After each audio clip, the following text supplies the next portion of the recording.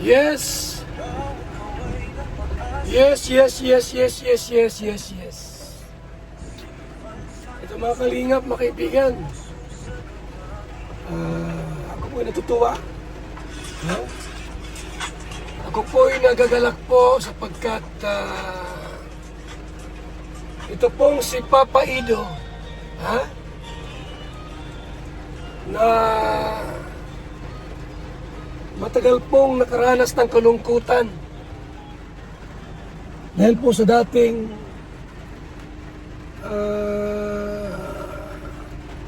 tambalan. Ilang buwan na malungkot si Papa Ido. Oo. Pero alam niyo mga kalingap, mga kaibigan, dahil po sa Edbrit Tandem, hindi siya love team, hindi po.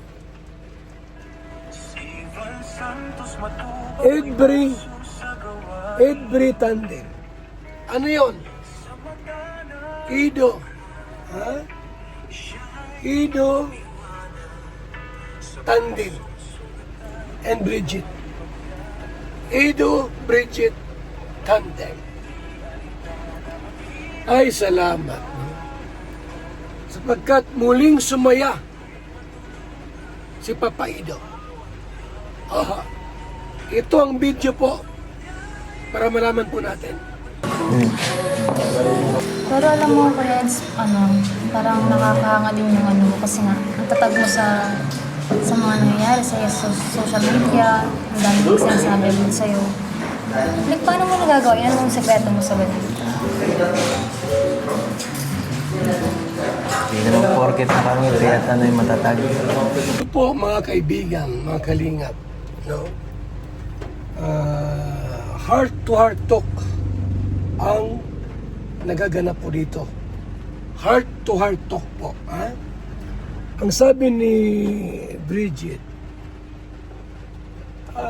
sa dami ng mga pagsubok, bashing, lahat-lahat, pero matatag ka pa rin. Nakangiti ka pa rin. Anong sabi ni Ido, mga kaibigan? Hindi naman porket nakangiti, matatag.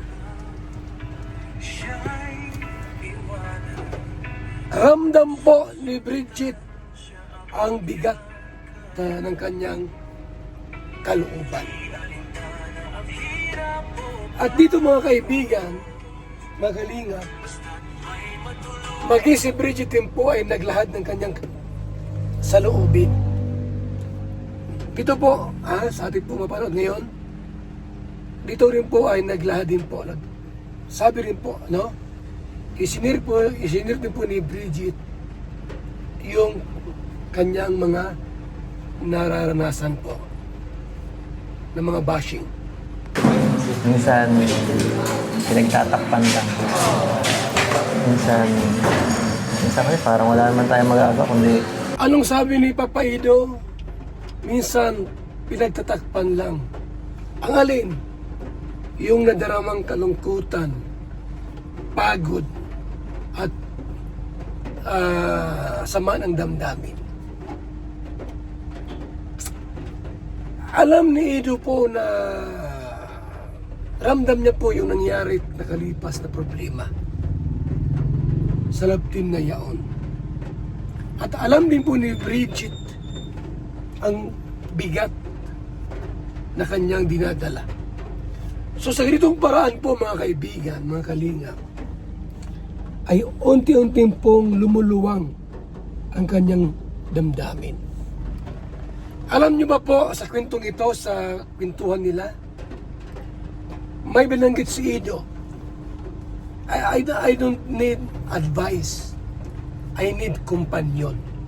Grabe, Anong sabi? Hindi ko kailangan ng maraming advice. Ang daming nag-advise, daming payo. Ang kailangan ko, malasakit at pagmamahal. ano yun lang eh, diretso lang at magpatuloy. Pero hindi naman ako, ano eh, parang wala lang sa akin eh, ano na ako, parang lagi akong matatag. Siyempre, lagi nakakaramdam din ako ng hirap. At kahit sino naman siguro. Kasi ako kuya, like, kapag may mga gumagano sa akin sa ano, parang gusto ko agad itama kung ano yung sinasabi nila. Alam mo po yung feeling na ano na, siyempre mali nga po yung sinasabi sa'yo. Gusto mo talagang i-correct yung ano. Hindi ko napipigilan na yung sarili ko. Hindi mapipigilan. Pero minsan talaga, bira lang naman na may naano ako na may napupuna ako sa mga nag-comment. Mukhang palagi eh. Di, uy, Palagi. Hindi. Ano, minsan lang kapag talagang, alam mo yung Minsan parang, everyday. uy, hindi nagdidiak na nga ako eh. Minsan dinediak ko na yung mga ano ko, yung account ko para wala akong nakikita. Tapos na-reactivate na ako kapag may event ako, ganyan. Okay. Pero okay lang din naman, itong naman nagbasa ko na. Kasi lalo na ngayon, lately, yung sa last po na vlog natin, parang mas lumalabas na po yung mga tao na, ayun, parang nag-grow na po sila sa akin, parang gano'n. Kasi dati po parang close po sila sa kung sino ako. Pero ngayon po may mga Mas tao. nakakaunawa na Opo. sa'yo. Parang di na po nila ako nakikita na. Sabi po kasi nila dati parang ang strong daw po ng personality ko, gano'n. Pero ngayon po parang naigats nila kung bakit po ako gano'n. Basta lagi ka lang, naka-guard ka lang sa sa sarili mo, sa puso mo. Kasi mahirap na kapag bumaliktad ang sitwasyon. So, yan po. Grabe, no? Simula pa lang po ng kanilang pag-uusap. Lumalalim na po ang kanilang mga isinishare po sa bawat isa. About problem, about sa puso, gano'n. Eh, alam ko si ni Bridget ang nangyari. Ang nangyari po, alam ni Bridget yan. Kaya alam niya kung saan siya magsasalita. So, mga kalingap, huwag nating i-bash. Ito ay tandem lang ito. Tandem lang po ito.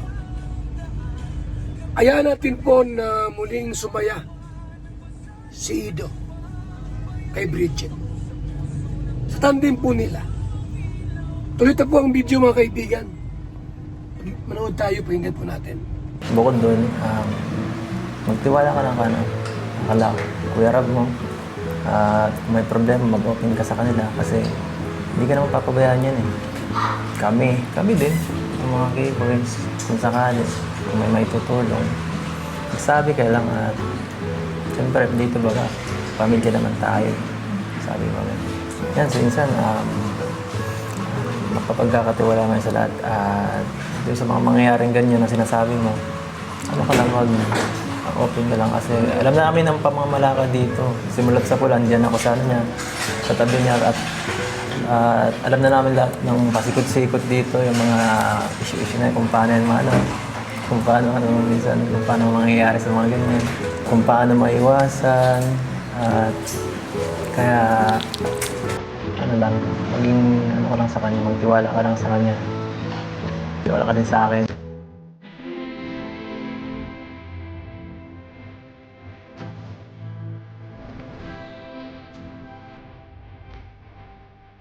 Advice, Papa Ido. No? Good advice. Kung may problema, magsabi. Magtiwala kay Kalingap Rob, sa Team Kalingap. At dito po mga kaibigan, pinayuhan po si Bridget. Anumang mangyari sa tandem nila, magtiwala lang. Kalingap Rob, at nung sinabi po ni Ido, magtiwala ka rin sa akin, napangiti si Bridget. Grabe po, yan ang tunay. Ha? Hindi yung alisin mo yung tiwala, tapos magsarili ka na, lalayas ka na, maghanap kang kakampi sa ibang tao. iiwan mo ang kalinga, mali po yan. Kung saan ka may problema, dapat doon aayusin. So, good advice ni Ido. Po sa point na yun, parang kahit di niya po ako turuan, pag nakikita ko po sa inyo, siyempre, parang naisip ko na rin po na, siguro dapat siyempre yung gawin ko. At least po, andyan kayo na nakikita ko na parang example ko po sa journey ko po sa kanila. Sigurado ko yan. Uy, Sigurado biglang ka. tinanong. Sabi po, no? Ang ganda ni Bridget. Sabi ni Ido, sure ka dyan, ha? Sabay tawag po, mga kaibigan. Bagay na bagay magtandem, ang cute. Si Ido, gwapo, matangkad. Si Bridget, maganda, matangkad din po. Ha? Bagay na bagay silang dalawa. Wala lang, hinala lang kita. May trust issue ka na ha. Hindi man. Ay, halata kasi. Kahit di man, halata eh. Parang yung naaamoy ko galing dito yung trust issue. Hindi ito yung naaamoy ko, dito galing. Inaano ko lang.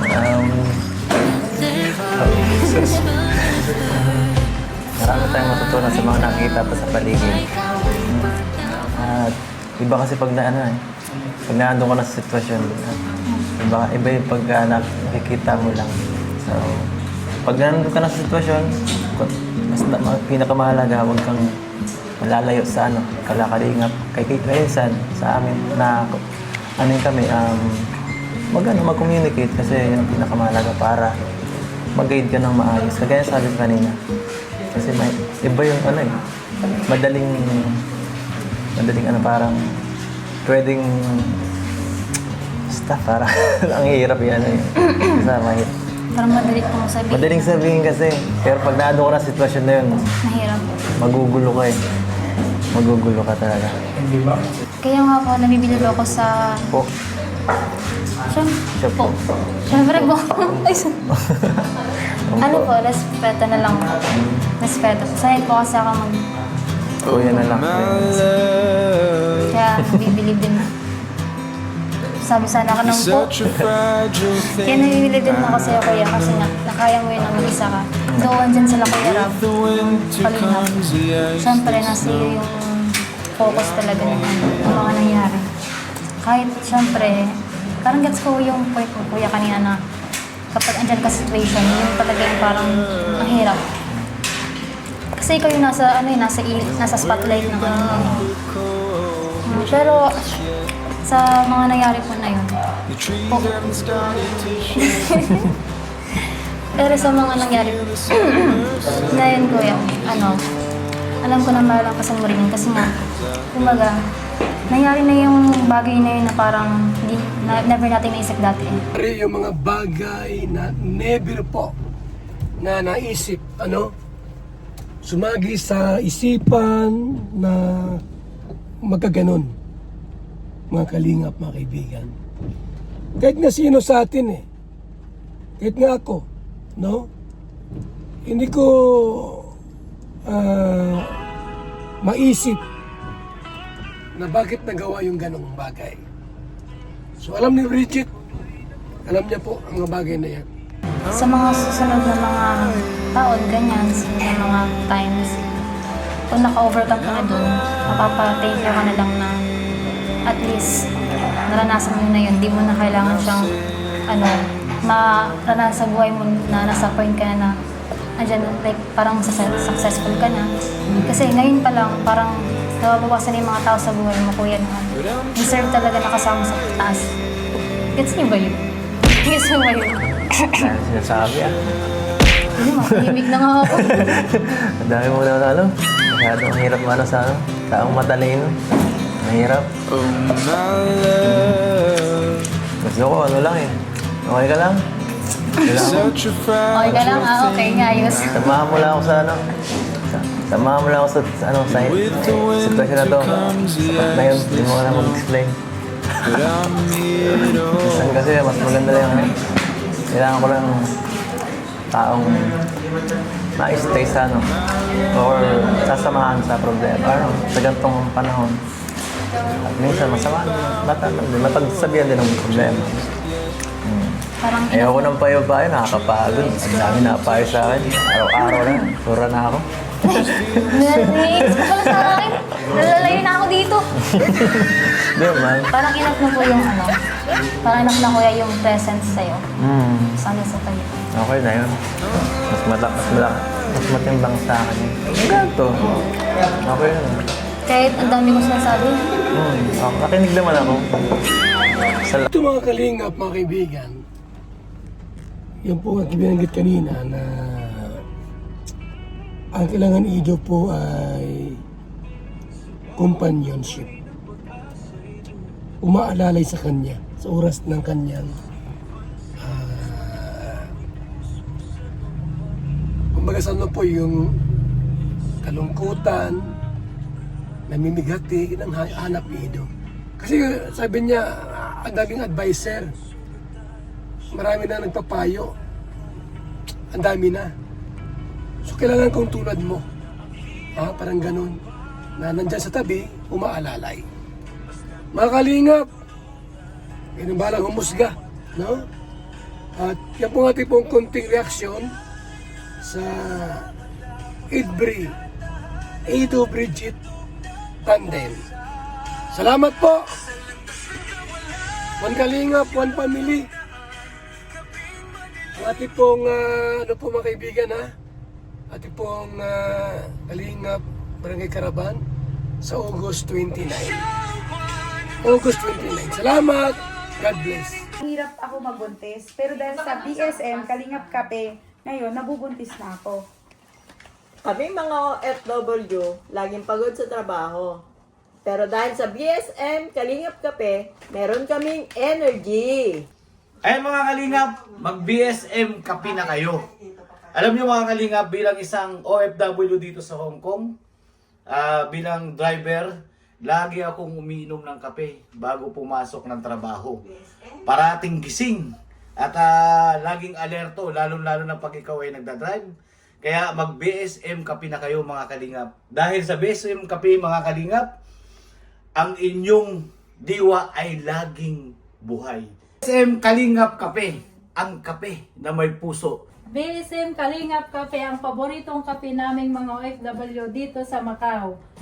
BSM Kape, ang kapeng may puso.